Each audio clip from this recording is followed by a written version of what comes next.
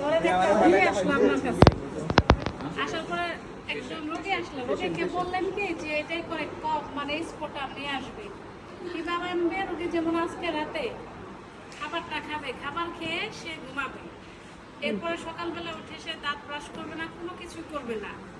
সকালে ঘুম থেকে উঠে গলার ভিতর থেকে মানে খপ খপ করে শক্ত আঠালো কাঠি কফ আনবে।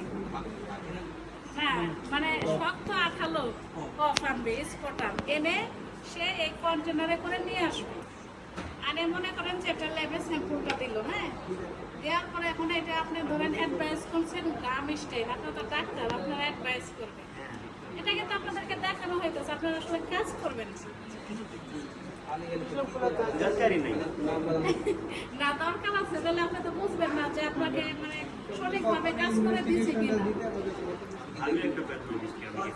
হ্যাঁ, আবার আপনি যদি মাইক্রোবায়োলজি ডিপার্টমেন্টের এক্সপার্ট হন, তখন আপনাকে স্লাইড দেখাবে, স্ট্যাম্প ভালো মতো হয়েছে কিনা আপনি বুঝবেন কিভাবে যদি এখন এই কাজ না দেখেন। হ্যাঁ, ঠিক আছে।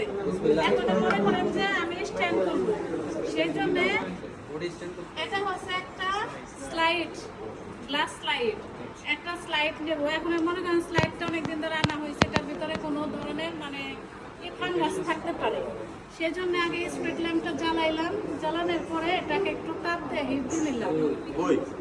এমনি এটা মানে এটা মানে কাজটা কিভাবে করবেন সেটা দেখাচ্ছে।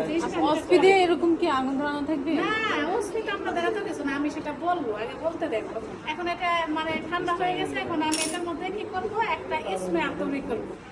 মনে করেন এখানে স্পোটাম আছে, স্পোটাম এখানে নিলাম, এখন খুব সুন্দর করে ডিম্বা আকৃতির একটা স্পোটাম তৈরি করলাম। হ্যাঁ, এই যে ধরেন স্পোটামটা মানে দিয়ে স্প্রে তৈরি করা হয়ে গেছে, এটা স্ট্যান্ড দিব দেখে ফিক্সড করে নেওয়া লাগবে।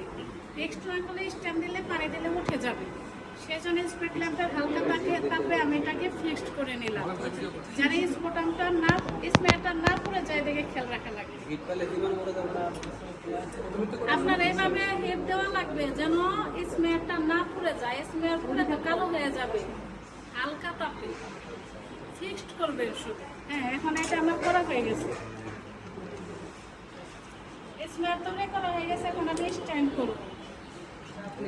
এটা হচ্ছে গ্রাম স্টাইল। শুনেন, কভার স্লিপ সাধারণত দেওয়া হয় ইউরিনারি স্টুলে, ঠিক আছে? এটা কভার স্লিপের দরকার হয় না, আর দিলে ভালো, মানে ধুলাবালি পড়লে না এতটুকু। এখন গ্রাম স্টাইল করব, সেই জন্য আমি আগে কি দেব, ক্রিস্টাল ভায়োলেট দিয়ে স্মেয়ারটিকে আমি ঢেকে দিব 20 সেকেন্ডের জন্য। এই যে এটা স্মেয়ার আছে এখানে স্লাইডের মাঝে, ধরেন যে স্মেয়ারের আয়তনটা এতটুকু যে আমি ঢেকে দিলাম, ক্রিস্টাল ভায়োলেট দিয়ে 20 সেকেন্ডের জন্য ঢেকে দিছি। 20 সেকেন্ড হয়ে গেছে, এখন এটা আমি ফেলে দিলাম। এখন আমি দেব কি গ্রামস আয়োডিন। এই গ্রামস আয়োডিন দিয়েও আমি স্মেয়ারটিকে ঢেকে দিলাম 20 সেকেন্ডের জন্য। এখন এই গ্রামস আয়োডিনের পরে আসবে কিন্তু অ্যাবসোলিউট অ্যালকোহল। এখন আমি গ্রামস আয়োডিন 20 সেকেন্ড হয়ে গেছে ফেলে দিলাম। এখন যদি আমি স্লাইডটা ক্লিন ওয়াটার ওয়াশ করি, আমি বলি তাও হবে, আর যদি না করি তাও হবে, কারণ এইটার কাজ হয়েছে ডিকালারাইজেশন করা। এইটা দিলে পরে এটার কালার উঠে যাবে অটোমেটিক, বুঝছেন? ধরেন আমি এটা ওয়াশ করলাম না, এখানে করবেন না, কারণ আপনাদের দ্রুত কাজ করে যাওয়া লাগবে এখান থেকে, কিন্তু না, আমি আপনার সেটা বলে দেব। এখন অ্যাবসোলিউট অ্যালকোহল দিলে এটার কাজ ডিকালারাইজেশন করা। স্লাইডের স্মেয়ার উপরে যে রং ধারণ করছিল সে রং কিন্তু সে উঠায় নিয়ে গেল। 30 সেকেন্ড রাখলাম, এই দেখেন স্লাইডটা ক্লিন হয়ে গেছে। এখন এই স্লাইডটাকে ওয়াশ করব। হ্যাঁ, এখন স্লাইডটা ওয়াশ করছে, স্লাইডে কোনো কালার ধারণ করছে করেনি। এখন কার্বন ফুসিন দিব। কার্বন ফুসিন কিভাবে দিব?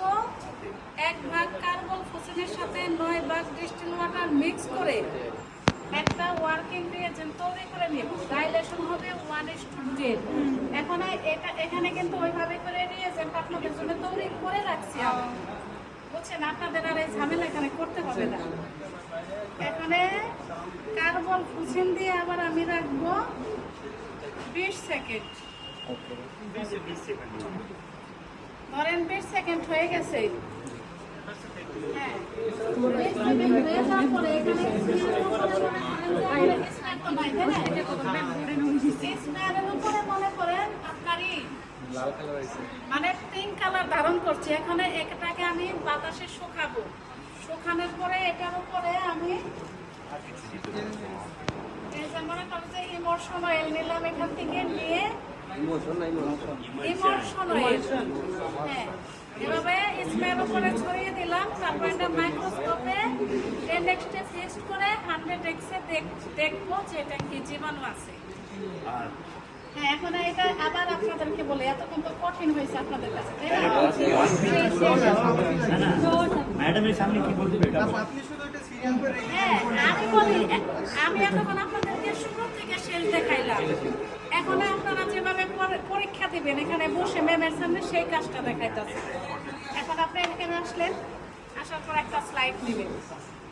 হ্যাঁ, মানে আপনারা কাজ করতেছেন, এখানে স্লাইড দিবেন। ক্রিস্টাল ভায়োলেট দিয়ে স্মেয়ারটিকে ঢেকে দিলেন 20 সেকেন্ডের জন্য।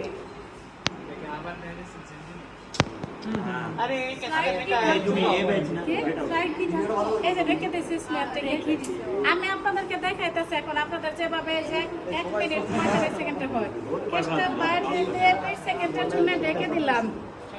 20 সেকেন্ড পরে রামস আয়োডিন দিয়ে আবার স্মেয়ারটিকে ঢেকে দিলাম। 20 সেকেন্ড হয়ে গেছে। এখন ওয়াশ করার দরকার নাই, অ্যাবসোলিউট অ্যালকোহল দিলে সব ডিকালারাইজেশন হয়ে যাবে। আবার অ্যাবসোলিউট অ্যালকোহল দিয়ে আমি 30 সেকেন্ড রাখলাম। 30 সেকেন্ড রাখার পরে এটাকে আমি ওয়াশ করে নিলাম।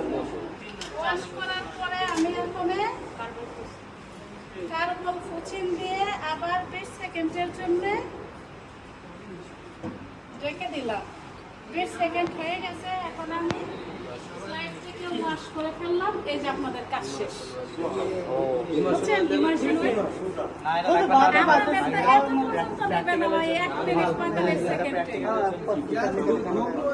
মানে এর আগে যারা প্র্যাকটিক্যাল দিয়েছে অস্পিক করছে আমি তাদের ক্ষেত্রে দেখছি এইরকম করা হয়েছে। বুঝছেন? আপনাদের মনে রাখতে হবে কি এখানে আসবেন, আসার সাথে সাথে একটা স্লাইড দিবেন, ক্রিস্টাল ভায়োলেট দিয়ে 20 সেকেন্ড রাখবেন, ফেলে দিবেন। রামসায়াডিন দিয়ে 20 সেকেন্ড রাখবেন, ফেলে দিবেন। তারপরে কার্বন ফোসেন দিয়ে, আপনার তো মনে আছে কার্বন ফোসেন ডিকালারাইজেশন, এটা দিয়ে 30 সেকেন্ড রাখবেন, ফেলে দিয়ে ওয়াশ করবেন। ওয়াশ করে হয়েছে, হ্যাঁ, লাস্টে কার্বন ফোসেন দিয়ে ক্রিস্টাল ভায়োলেট দিয়ে 20 সেকেন্ড, রামসায়াডিন দিয়ে 20 সেকেন্ড, অ্যাবসোলিউট অ্যালকোহল দিয়ে 30 সেকেন্ড, স্লাইড থেকে ওয়াশ করে কার্বন ফোসেন দিয়ে 20 সেকেন্ড রেখে স্লাইড থেকে ওয়াশ করে চলো। আরো আছে। তাহলে আপনারা তো বুঝছেন। বলেন, দেখতে বলেন, তাড়াতাড়ি বলেন। যে পালেন সে দেখেন তাড়াতাড়ি। আরে এটা 20 সেকেন্ড দিবে, পরে ওটা নিবে, ফালা এখন দিবে, হাতে দেখেন তাড়াতাড়ি। হাত খারাপ হবে। এখানে মনে করেন